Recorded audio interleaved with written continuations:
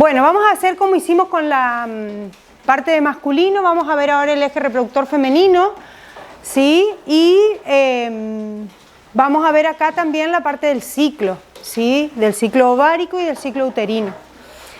Siempre centrándonos, por supuesto, en la parte hormonal.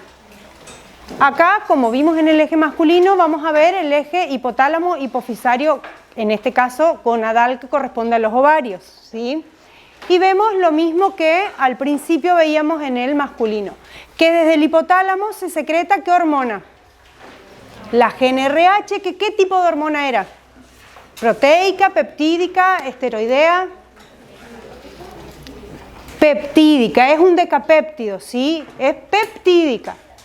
Esa hormona liberada por el hipotálamo, por la circulación a través del circuito cerrado que conecta el hipotálamo con la adenohipófisis, va a llegar a la adenohipófisis para estimular a las células gonadotropas para que liberen LH y FSH, que son las gonadotrofinas, ¿sí? Cuando nosotros nos referimos a hormonas gonadotrofinas son ambas, LH y FSH, ¿sí?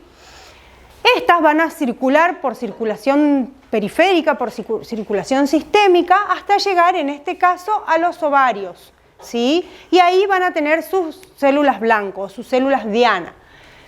FSH, como su nombre lo indica, yo siempre les digo que ustedes van a tener facilidades para estudiar endocrinología siempre y cuando piensen y relacionen los nombres de las cosas, en este caso de las hormonas, con el efecto que hacen, ¿sí? Esta hormona se llama folículo estimulante, ya me dice lo que hace. Va a estimular el desarrollo y la maduración de los folículos, ¿sí? Y para eso va a actuar sobre las células de la granulosa. Va a tener sus receptores principalmente sobre las células de la granulosa. Ahora vamos a ver por qué, ¿sí? La LH, que es la otra gonadotrofina, va a actuar sobre las células de la teca, ¿sí? Y luteinizante, hormona luteinizante, ¿qué me dice? ¿Qué hace? ¿Qué efecto va a hacer? Va a luteinizar a las células que queden una vez que ocurra la ovulación, ¿sí? Y ahora vamos a ir viendo después paso por paso qué cambios ocurren. Cuando la FSH estimula las células de la granulosa, va a estimular la producción de estrógenos a partir de estas células, que después vamos a ver cómo es esa síntesis. No es solo a partir de las células de la granulosa y del FSH. Para ello vamos a necesitar que la LH también active a las células de la teca para que en conjunto ellas secreten andrógenos que vayan a la célula de la granulosa y por fin sean convertidos en estrógenos. Sin este paso previo, las células de la granulosa no van a poder formar estrógenos. Y eso tiene un nombre, esa teoría, y ahora la vamos a ver. Por otro lado, una vez que LH estimula a través del pico de LH previo a la ovulación, se estimula la ovulación justamente y a partir de ahí comienza la luteinización de las células restantes, ¿sí? Que forman el cuerpo lúteo en el ovario para producir ambos esteroides, pero principalmente progestágenos o gestágenos, que como su nombre lo indica, ¿cuál va a ser el principal efecto de los gestágenos o de los progestágenos? Pro es hacia adelante, es favorecer, facilitar, estimular. Y gestágenos nos habla de la gestación. Entonces van a ser las hormonas responsables de facilitar y estimular y favorecer la gestación. Sin estas hormonas en grandes cantidades durante la segunda mitad del ciclo no va a haber posibilidades de implantación, ¿sí? Y ambas van a tener, ambas hormonas que son de carácter esteroideo, ¿sí? Estos son los esteroides sexuales femeninos, los principales, a diferencia de los andrógenos como la testosterona, que son andrógenos como dijimos que eran los masculinos, que se van a convertir, fíjense, a hormonas femeninas y también van a circular algunos de esos andrógenos como hormonas masculinas en la mujer, así como habíamos visto que en el hombre había una pequeña cantidad de hormonas femeninas, en las mujeres también va a haber una pequeña cantidad de hormonas masculinas circulando y produciendo distintos efectos. Al igual que los esteroides gonadales femeninos, progestágenos y estrógenos, van a tener tejidos diana en el resto del organismo en donde van a producir su efecto, que cuando nosotros vemos con mayor actividad y que producen mayores cambios esos efectos, por supuesto que en la etapa de la pubertad y en la adolescencia, que es cuando se produce todo el cambio fenotípico, en el cual la niña, en este caso, adquiere un cuerpo con fenotipo femenino, es decir, son los responsables, principalmente el estrógeno, de las características femeninas de los cuerpos, ¿sí? Pero ¿dónde más va a tener receptores, aparte en el resto de los órganos como músculo, hueso, útero, en la piel, en las glándulas? ¿Dónde más va a tener efecto? Van a tener receptores donde produzcan efecto tanto progestágenos como estrógenos. En el sistema nervioso, donde van a tener, fíjense, una regulación que va a ser una retroalimentación en la adenohipófisis, que puede ser negativa o positiva. ¿Se acuerdan que en el varón solamente había una retroalimentación negativa, solamente podían inhibir el eje? En cambio acá puede haber negativa y positiva, y ya vamos a ver cuándo vamos a necesitar que haya una estimulación, una retroalimentación positiva. Lo mismo en el hipotálamo, ¿sí?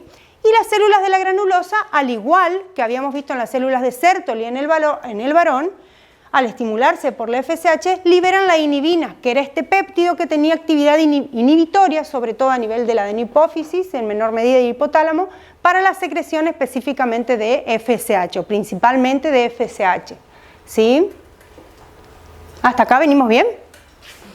Eso es lo que vamos a ir viendo ahora paso por paso, todos los puntos, ¿sí?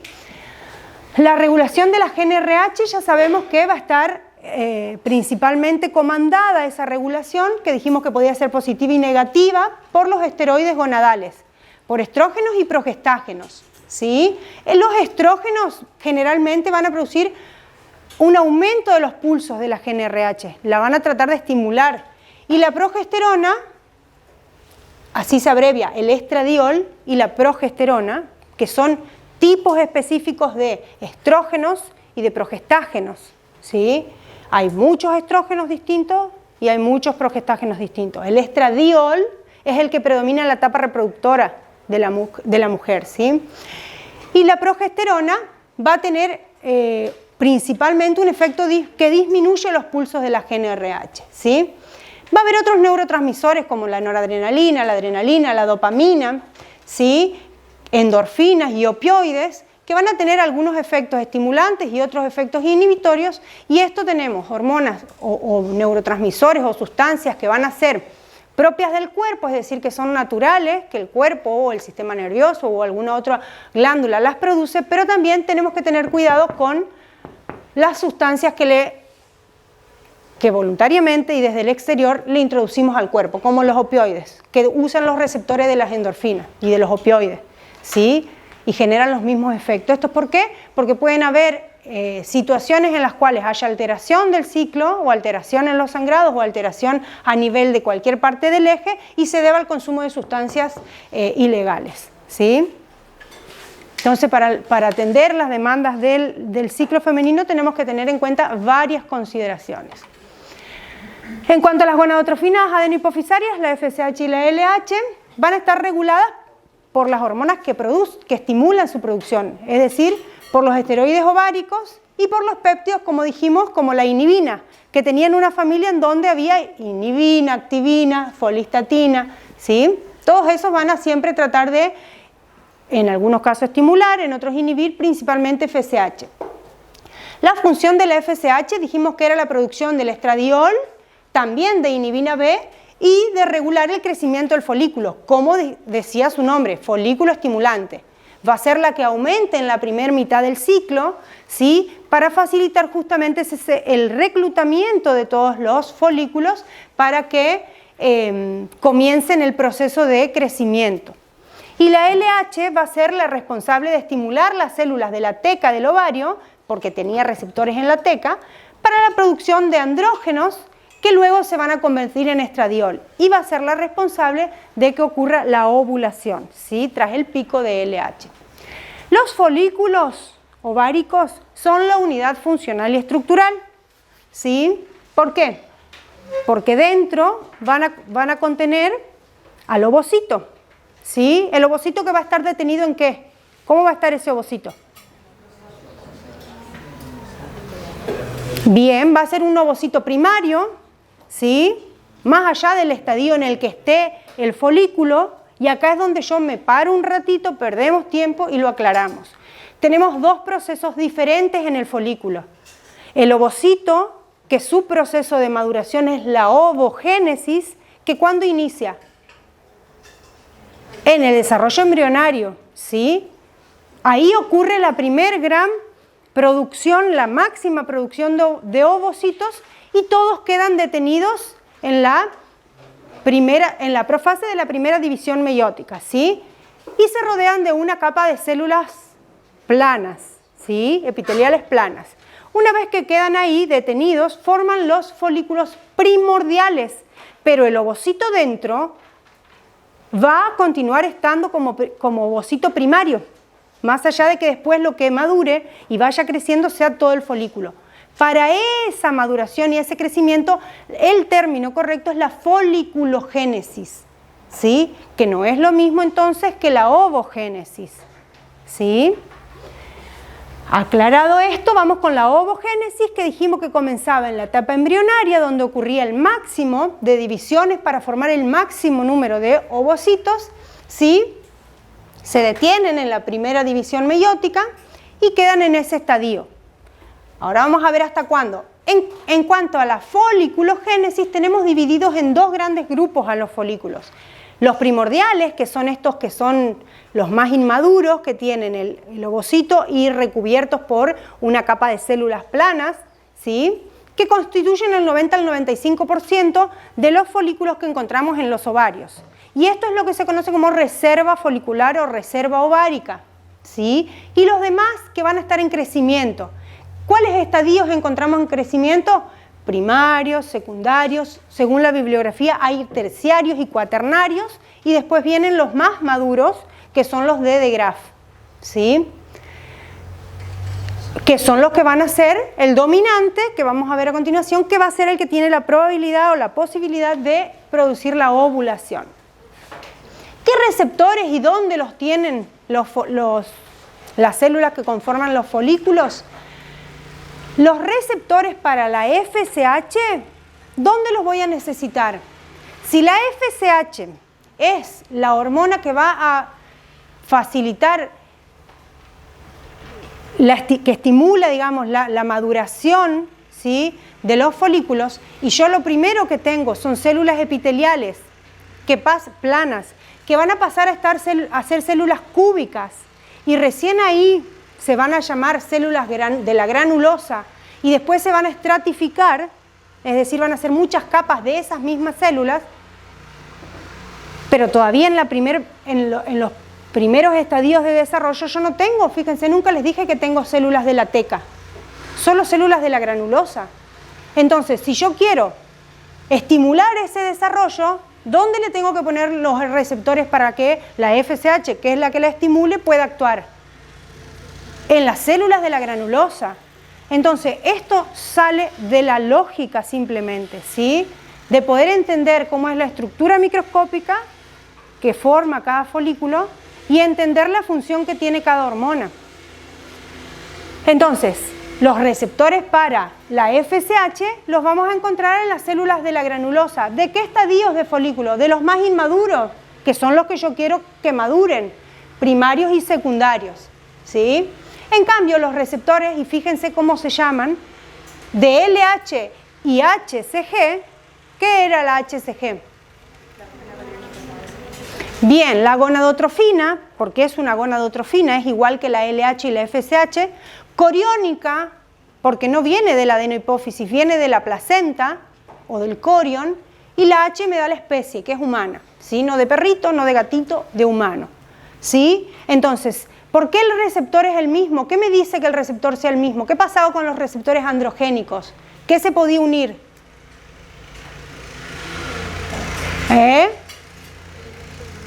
A los receptores androgénicos los llamábamos de manera genérica androgénicos porque cualquier andrógeno se podía unir y producir el efecto de andrógeno, ¿sí? Lo que cambiaba era ese tipo de unión y daba efectos o más fuertes o más suaves, ¿sí? Acá pasa lo mismo. LH y HCG comparten el mismo receptor. Si yo tengo LH, se une LH, pero cuando yo esté embarazada voy a tener HCG y va a estimular al mismo receptor. ¿Qué me quiere decir eso? Si hay un receptor y se estimula por una hormona o se estimula por otra hormona, ¿qué implica que dos hormonas estimulen al mismo receptor? ¿Qué voy a obtener como resultado? El mismo efecto, como con los andrógenos. El efecto va a ser el mismo. Uno va a ser más potente que el otro, pero el efecto va a ser el mismo. ¿Sí? Y eso es importante porque después vamos a ver cuándo va a actuar una y cuándo va a actuar la otra. Lo que sí nos tiene que quedar claro es que como el receptor que se estimula es el mismo, la HCG va a ser el mismo efecto que la LH. No va a ser el efecto del FSH, va a ser el efecto de la LH, que era la luteinización, que dijimos que durante la luteinización se favorecía la producción de ¿qué hormona? De la progesterona. Casualmente esta es la principal hormona que va a haber durante el embarazo. Y tiene lógica. Yo necesito mucha progesterona, voy a poner en circulación una hormona que me estimule a las células que están luteinizadas a que produzcan durante mucho tiempo más cantidades de progestágenos. Bien. ¿Hasta acá quedó claro? Los receptores de LH y HCG se van a encontrar en las células de la teca de todos los folículos y en las células de la granulosa de los folículos preovulatorios. ¿Por qué yo le voy a poner receptores para la LH también a las células de la granulosa, que son las que están más adentro, previo a la ovulación? ¿Por qué? ¿Por qué? Porque son las que después de la ovulación adquieren ese aspecto luteínico. Bien, al aspecto luteínico lo van a adquirir por efecto de la LH todas las células, las que forman la teca, externa, interna, y las que forman la granulosa. Ahora vamos a ver que se diferencian, pero todas se luteinizan. Pero ¿por qué yo le voy a poner receptores a las células que están más adentro, más cerca del ovocito, en la estructura? ¿De qué era responsable la LH? Del pico de LH para producir la ovulación. Si yo voy a hacer un esfuerzo por una retroalimentación positiva, todo el eje se va a activar de golpe para que haya un pico de hormona que como resultado de la ovulación, y después yo, para que ese pico haga efecto, me olvido de ponerle receptores a las células de la granulosa, que son las que están más cerca del ovocito. Adivinen qué, va a venir el pico, va a actuar sobre los receptores de LH que están en la teca, pero no me va a hacer el efecto sobre los que están más cerca del ovocito. Entonces, en ese momento, es decir, en los folículos de De Graaf, en los que estén más avanzados en su desarrollo, va a haber una expresión de los receptores, van a aparecer receptores para LH y HCG en las células de la granulosa, porque así se asegura ese folículo de que cuando venga el pico de LH, todas las células en conjunto logren hacer el empuje necesario para que ocurra la ovulación. Si no, es un efecto, si no está coordinado, es un efecto en vano y no ocurre la ovulación. ¿Sí? Las células de la granulosa, entonces, en los folículos más maduros, ¿qué receptores van a tener? Van a tener para la FSH, que lo tenían siempre, pero se les va a sumar el receptor para la LH. ¿Sí? ¿Por qué? Porque lo necesito para que pueda ocurrir la ovulación. ¿Sí? Estos son todos los estadios, ¿sí?, de maduración de los folículos, es decir, son todos los estadios de la foliculogénesis, y vamos a ver que toda esta maduración hasta el pico de LH constituye la primer mitad del ciclo ovárico comandada por la FSH. Y de la ovulación en adelante, con la formación del cuerpo lúteo, forma parte de la segunda mitad del ciclo, ¿sí?, donde predomina LH, y es la primera mitad, ¿cómo se llama? Fase folicular, y la segunda mitad, fase lútea. ¿Sí? Entonces, fíjense qué fácil que es acordarnos de esos nombres si sabemos lo que hace cada hormona. ¿Sí? Esto es lo que yo les contaba. Este es el ovocito primario que se rodea de una capa de células planas que forma el folículo primordial y así permanece detenido en los ovarios de las niñas hasta que comienza la pubertad. Pero no el total de los folículos permanecen en ese estado de quiescencia, ¿sí? A lo largo de esos 10, 11, 12, 13 años, hasta que hasta que llega la pubertad, naturalmente estos folículos de a poco van intentando llegar a madurar, ¿sí? Entonces este paso hasta acá, hasta este folículo, es sin ayuda de la FSH. Lo hacen solo, de manera natural, un número reducido de folículos todo el tiempo va intentando madurar. Entonces pasan de células planas, células cúbicas, de células cúbicas simples a estratificada. Estas células ya se llaman de la granulosa, pero ¿qué pasa? Le falta, como todavía estoy en una etapa de la niñez, le falta el combustible para que este proceso de maduración progrese, ¿sí? Y siga la maduración. Entonces, naturalmente hay pérdida continua de folículos por un proceso natural de muerte celular que es la atresia folicular, ¿sí? Continuamente durante la niñez vamos perdiendo, ¿sí?, muchos folículos de manera tal que llegamos casi con menos de la mitad de los folículos con los que nacemos, llegamos a la etapa de la pubertad, ¿sí? Y de ahí en adelante solo uno al mes completa todo el desarrollo, ¿sí? Una vez que llegan acá y ya el eje está activado y logra tener cantidades suficientes de FSH que estimule la maduración, comienzan a producirse las demás capas.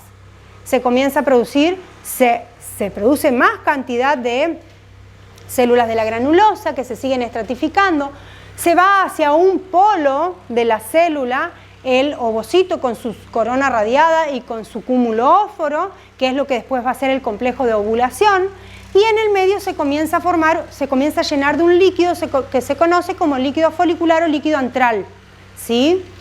Y por afuera se empiezan a formar las células de la teca, ¿sí? Esas células de la teca van a haber dos divisiones, una teca interna más cercana a las células de la granulosa y una teca externa más exterior, ¿sí? Y provienen de distintos lugares, ¿sí? Las células de la teca interna son diferenciadas a partir de las células de la granulosa, en cambio las células de la teca externa provienen de los fibroblastos y de las células que están formando la estructura de sostén del propio ovario, ¿sí? ¿Qué pasa? Llegada la maduración del folículo que más creció de todos los que estaban en desarrollo, viene el pico de LH, que era lo que producía la ovulación. Cuando ocurre ese pico, el resto de los folículos que estaban en cualquiera de los otros estadios van a la atresia. Por eso el proceso de pérdida de folículos continúa y se acelera, ¿sí? El que llega a producir la ovulación, ¿qué hace? Libera en esa ovulación, esto se acerca, este folículo dominante o de Graf se acerca a la capa externa, digamos, del ovario para poder generar la ruptura, ¿sí? Y la liberación al espacio intraabdominal directamente del complejo de ovulación, que es el folículo con su cúmulo óforo y la corona radiada. Y todas las células que quedaron, como dijo hoy el compañero, se convierten en luteínicas, tanto las de la granulosa como las de la teca que están alrededor. Y van a formar parte de las células luteínicas grandes y luteínicas pequeñas. Todas van a tratar de formar y producir continuamente grandes cantidades de progestágenos, ¿sí? ¿Por qué? Porque al liberarse este ovocito, que completa su primera división, inicia la segunda división y se vuelve a detener, ¿sí?, tiene probabilidades de fecundar. Entonces, mientras tenga probabilidades, el cuerpo lúteo va a mantener la producción de progestágenos. Al no haber ovulación, al no haber fecundación, todo eso va a decaer y es lo que va a hacer como efecto, va a generar la descamación del útero, ¿sí? Pero esto es a nivel ovárico todavía. Ese folículo dominante, que es el que más creció, va a ser dominante por muchas cuestiones, porque sea el que está más apto genéticamente, porque tiene más receptores para FSH, entonces crece más rápido, porque aumenta la secreción de estradiol e inhibina, ¿sí? Y las va guardando y guarda sustancias en el líquido antral y va a ser los más maduros van a ser los responsables de que solo uno llegue a la ovulación, que sea ese el dominante, ¿sí? ¿Cómo hacemos de que solo uno llegue a la ovulación? Si habían los dos ovarios, muchos que estaban creciendo. Para eso vamos a entender cómo la retroalimentación positiva en este caso se hace importante, ¿sí? Esos que están más desarrollados, los folículos más desarrollados, incluido el que va a ovular, que es el dominante, aumentan la secreción de estradiol y de inhibina B.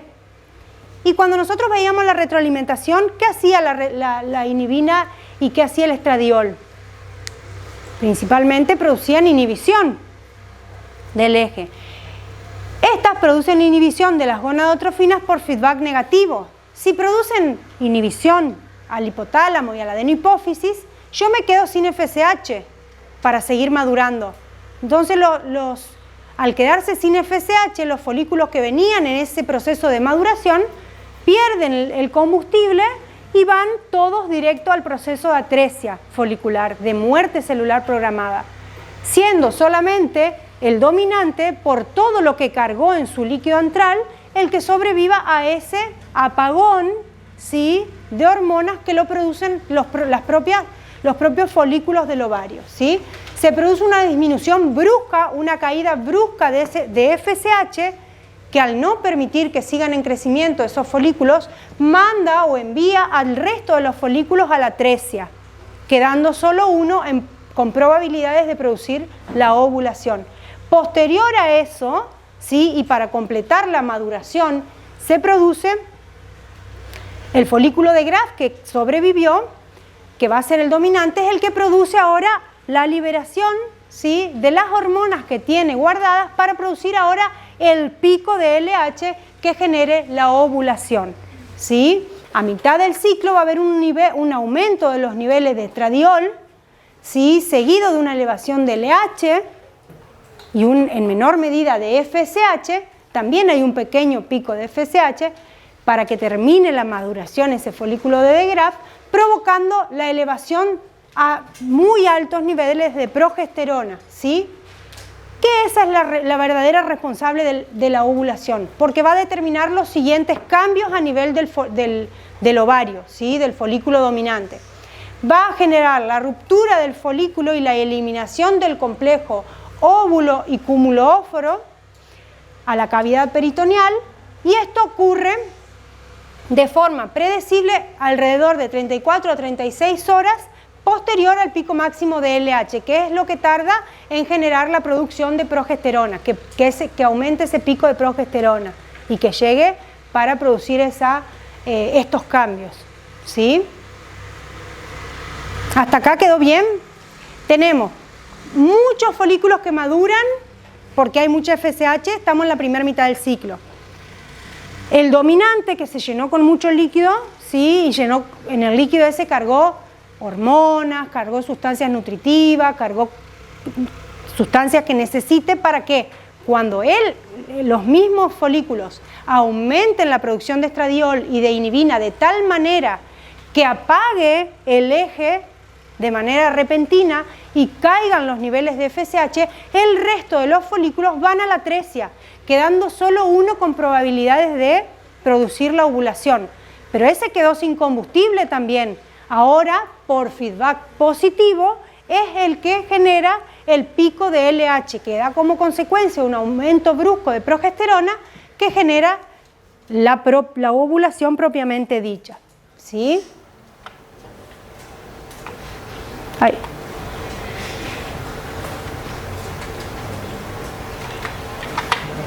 ¿Por qué se me fue? Ahí está.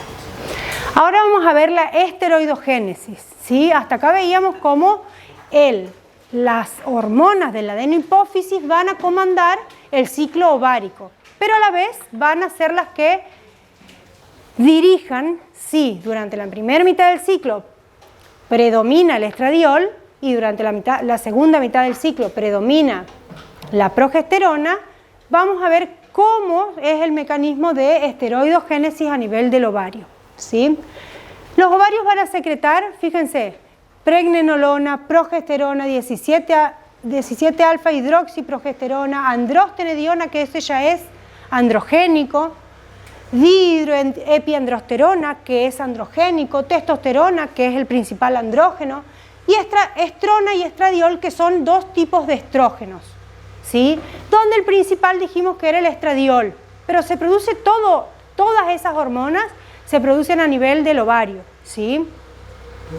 A nosotros lo que nos interesa es entender cómo durante esa primera mitad del ciclo es la producción del estradiol que va a ser el principal responsable de los cambios físicos, dijimos, a nivel de durante la pubertad. Para eso vamos a entender lo que ocurre o cómo se explica la esteroidogénesis, la producción de estradiol, a partir de una teoría que se llama la teoría de las dos células y de las dos hormonas, ¿sí? Porque involucra dos tipos celulares, las células de la teca y las células de la granulosa, y va a involucrar a dos tipos de hormonas adenipofisarias, la LH y la FSH, ¿sí?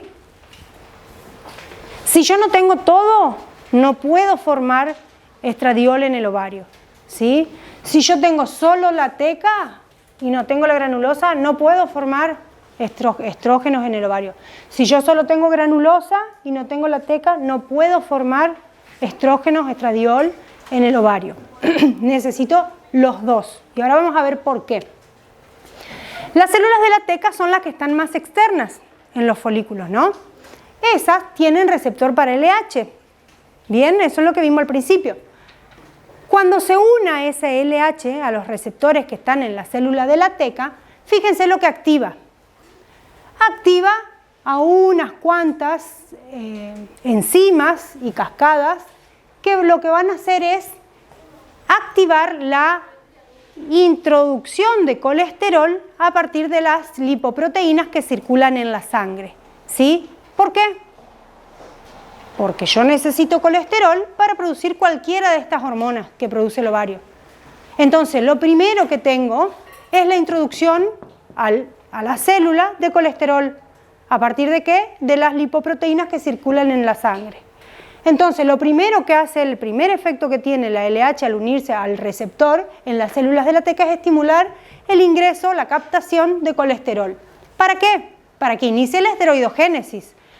Las enzimas con las que cuentan las células de la teca solamente me permiten generar progesterona de manera directa y que esa se secrete a la circulación o a las células vecinas o que se guarde en el líquido folicular, pero también por conversión se van a producir andrógenos, ¿sí? Andrógenos, todos esos que habíamos nombrado recién, incluida la testosterona.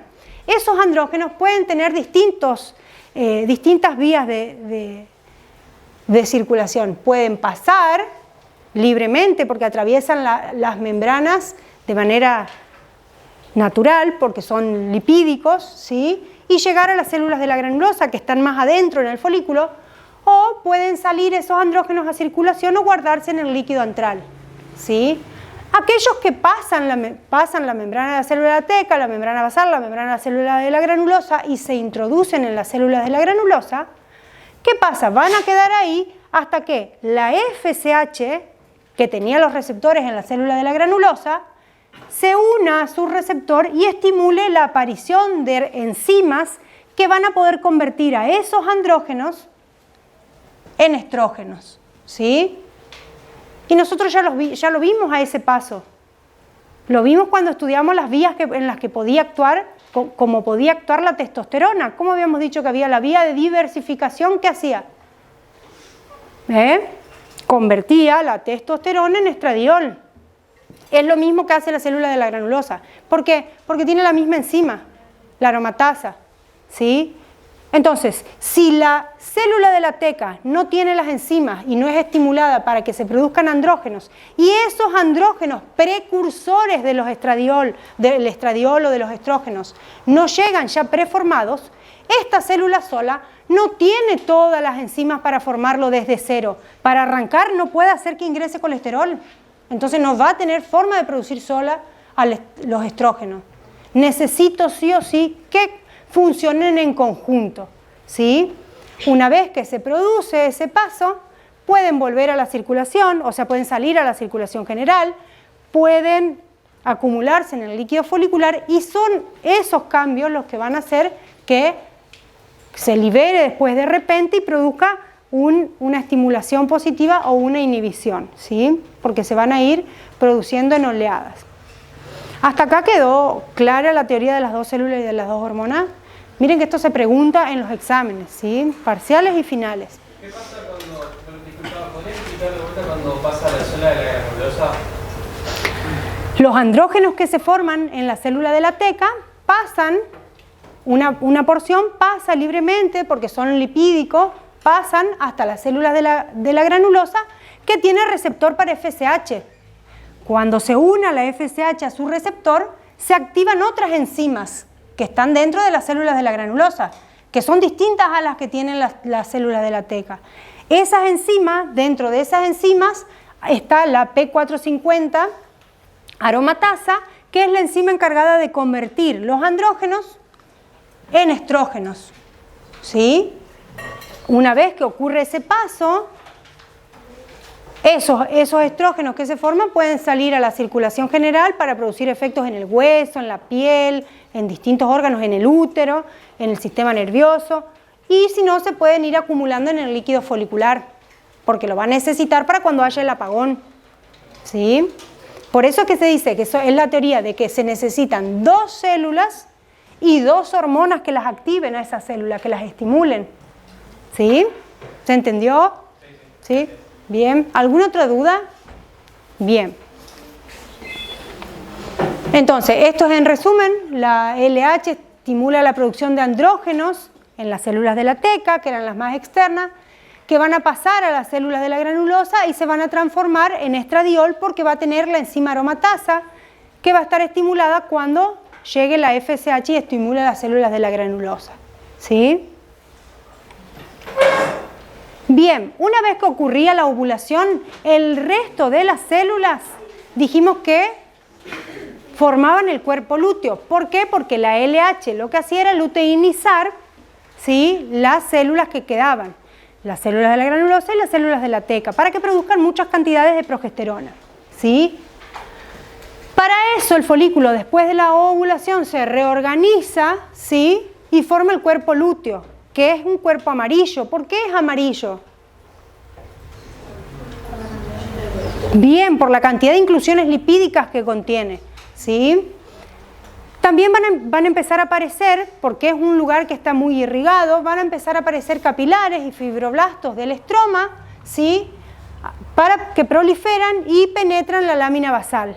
Eso lo que genera es una reorganización, una estructuración de ese cuerpo lúteo, ¿sí? ¿Para qué? Para que mantenga la llegada a través de la sangre de las hormonas que necesita, sobre todo LH, para que se mantenga activo y produciendo principalmente progesterona ese cuerpo lúteo. Las células de la granulosa van a pasar a llamarse células de la granulosa luteínicas, que van a ser las células grandes. Y las células de la teca van a pasar a llamarse células de la teca luteínicas, que van a ser las células pequeñas, ¿sí? Todas, o la mayoría, van a encargarse de la producción de progesterona, en menor medida de estradiol, ¿sí?, y de otras sustancias. Y estas van a ser estimuladas, el cuerpo lúteo va a ser estimulado por LH o por HCG. Acuérdense que el receptor es el mismo. ¿Y por qué? Porque si yo no tengo un embarazo, ¿sí?, y se pierde ese ovocito que se ovuló y no hay embarazo, va a dejar de haber estímulo, ¿sí?, y van a caer las hormonas para generar la menstruación. En cambio, si hay embarazo, no va a haber LH, pero la placenta va a empezar a liberar HCG.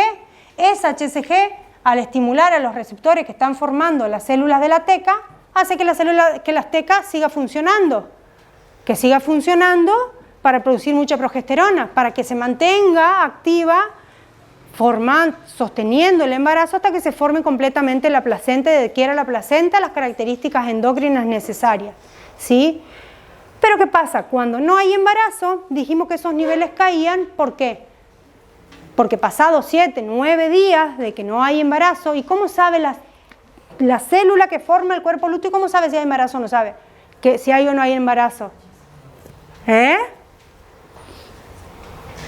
Para dejar de producir, perder tiempo y seguir gastando energía. Claro, claro, es porque no le llegó el estímulo del HCG. Si le llega el estímulo del HCG, quiere decir que hay placenta o por lo menos hay implantación, las células del sincitio trofoblasta van a empezar a producir HCG. Le va a llegar el estímulo y esto no se va a cortar la producción de progestágeno y en menor medida de estradiol.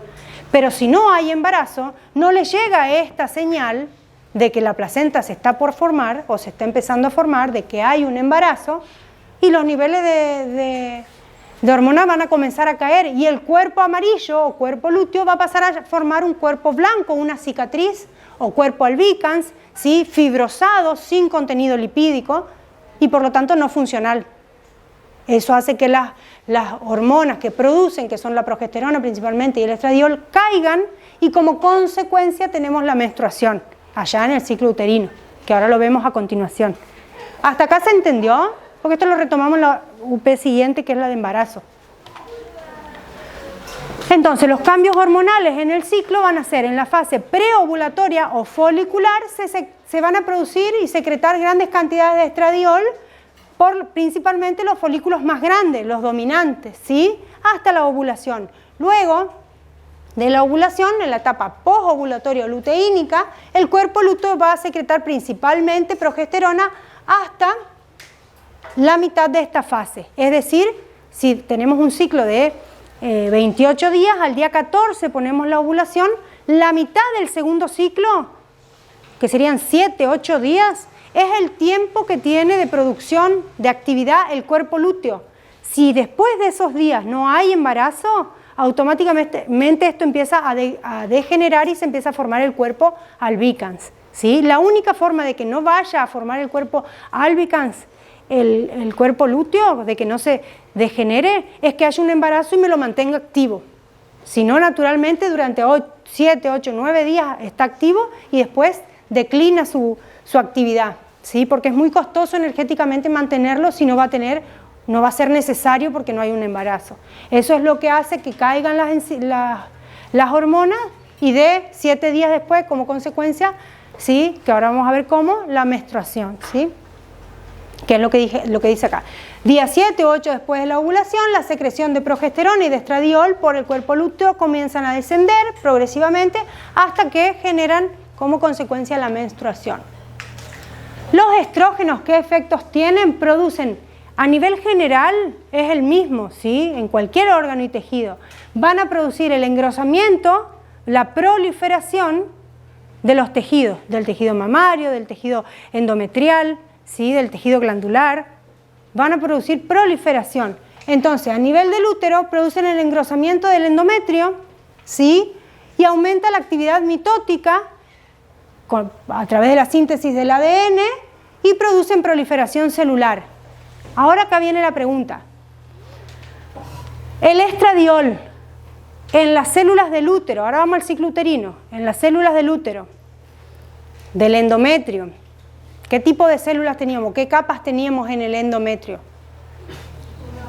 Una basal y una funcional. La funcional es la que se descama y la basal es la que queda para regenerar el epitelio en el siguiente ciclo. ¿Dónde tengo los receptores para estradiol? ¿En la funcional o en la basal? En la basal, porque es lo que yo necesito que se active. ¿Para qué? Para que se divida, porque a través de la síntesis, de la estimulación de la síntesis del ADN, ¿sí? Por proliferación celular, que produzca como consecuencia el engrosamiento del endometrio, ¿sí? Que en realidad lo que hace es producir la capa funcional a través de la capa basal, por la estimulación del estradiol, ¿sí? Bien, y la progesterona, el efecto principal es la diferenciación del endometrio. Fíjense que no es la proliferación celular, es la diferenciación. Y es lo mismo que hace en las glándulas, glándula mamaria, en el endometrio, en los epitelios, en los tejidos, ¿sí? Diferencia la función que tiene la célula que ya se produjo. ¿Por qué? Por efecto del estrógeno. Esta viene posteriormente y le da una funcionalidad diferente a la que tenía. En este caso, en el endometrio, las prepara para la implantación, ¿sí?, del embrión, estimulando la producción de sustancias ricas en glucógeno y limita el efecto de los estrógenos, ¿sí? En el tejido mamario la prepara para la secreción, pero no de sustancias ricas en glucógeno, para la secreción de leche, que tampoco va a ser la responsable. La responsable va a ser otra hormona, otras dos hormonas, ¿sí? Pero es el efecto que tiene la progesterona en todos los tejidos, es diferenciar la función que tiene, hacerla secretora. ¿Y eso por qué nos sirve? Porque después vamos a ver que, ustedes van a leer en el libro, que a lo largo del ciclo menstrual va a cambiar también el flujo o el moco cervical, y eso no es porque sí, eso se debe a que hay en un momento una hormona y en otro momento otra hormona, la que predomina. Según qué hormona predomina, tengo un efecto o tengo otro efecto, ¿sí? Un efecto que es producción de moco, más espeso, más filante, más grueso, a cargo de la progesterona, y menos producción a cargo del estradiol, o de un moco que sea más líquido y más suave, ¿sí?, a cargo de los estrógenos. Bien, a nivel de la menstruación, ¿qué pasa? A nivel del útero, ¿qué pasa con la menstruación?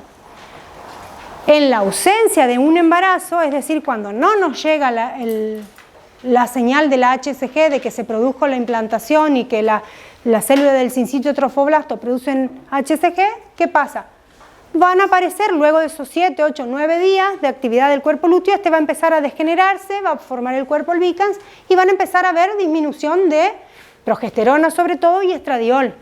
Esa disminución, el principal órgano que se ve afectado, y digo el principal porque no es el único, es el útero, porque le empieza a llegar menos cantidad del combustible que necesita, que el útero necesita estrógeno y progestágeno, estrógeno para proliferar y el progestágeno para que se haga secretor, y eso me da las dos fases, la fase proliferativa, primera mitad del ciclo, a cargo de la estimulación del estrógeno, y la segunda mitad del ciclo, que es la fase secretora, a cargo del efecto de la progesterona, ¿sí? Pero si de repente caen todas esas hormonas, caen los niveles de esas hormonas, el útero empieza a sufrir cambios, ¿sí?, que son cambios vasomotores, ¿sí?, alteraciones de la matriz extracelular, inflamación a través de la infiltración leucocitaria, ¿sí?, lesión por hipoxia y reperfusión. Ustedes imagínense que el útero está muy irrigado, ¿sí?, tiene mucha irrigación, y de repente todas esas arterias, arteriolas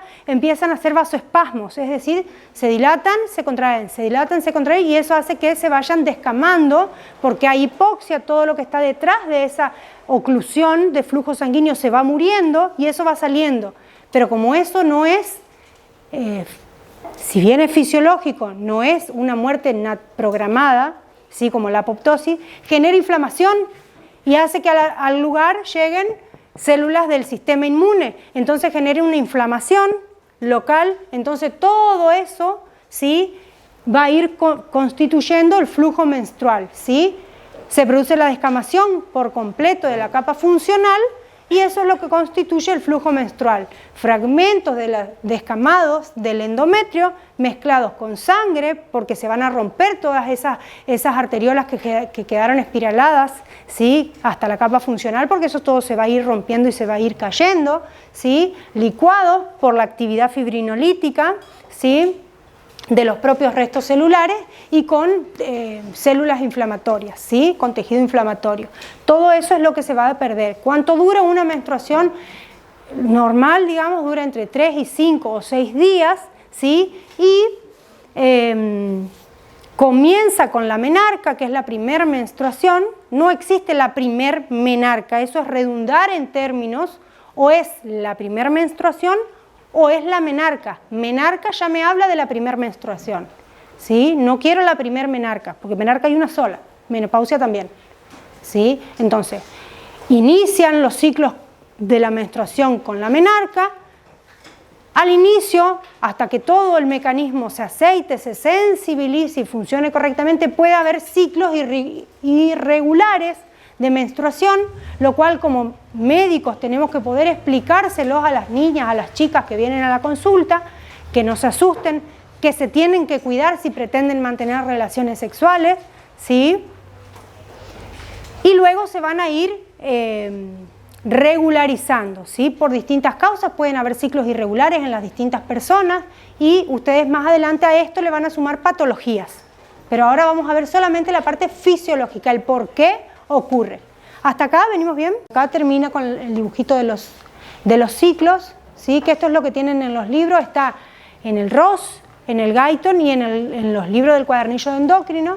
Y yo siempre les dejo este, que es el que mejor representa todo el eje, todos los cambios a nivel de todo el eje. Fíjense, en el cuadrito de más arriba nos muestra cómo actúan en el ciclo las células de la adenohipófisis, ¿sí? Al principio tenemos el mayor efecto, siempre hay más LH porque estamos en la etapa reproductiva, ¿sí? Ya estamos en la etapa donde se activó la pubertad, entonces tiene que predominar la LH, ¿sí? Pero tiene mucho efecto en esta etapa, necesitamos las dos aparte para formar estradiol durante la primera mitad del ciclo. Pero tiene mucho efecto la FSH que va a generar la estimulación de la maduración de los folículos. Ahí tenemos el pico principal de LH, pero también hay un pico de FSH, ¿sí? Y luego predomina mucho más la LH. Estas, al actuar sobre el ovario, van a generar, dijimos, la fase folicular, donde ocurre la proliferación, uno solo, que es el dominante, produce la ovulación, el resto mueren por atresia, y después tenemos la fase lútea, donde eso se convierte a través de la acción de la LH en cuerpo lúteo, ¿sí? ¿Hasta cuándo? Hasta que yo sepa si hay o no hay embarazo, y si no hay, se convierte en cuerpo albicans. Al tener funcional los folículos, voy a tener mucha producción durante la primera mitad del ciclo de estrógenos, ¿sí? Durante la segunda mitad del ciclo, donde predomina el cuerpo lúteo, va a predominar la producción de progesterona, porque estoy esperando que haya un embarazo. Si no hay, todos estos niveles caen, ¿sí? Fíjense, caen para empezar un nuevo ciclo y como consecuencia tenemos los primeros días del ciclo, la menstruación, ¿sí? Luego hay una proliferación porque tengo mucho estrógeno, ¿sí? Luego de la ovulación tengo un efecto de secreción, de secretor, de carácter secretor, porque tengo mucha progesterona.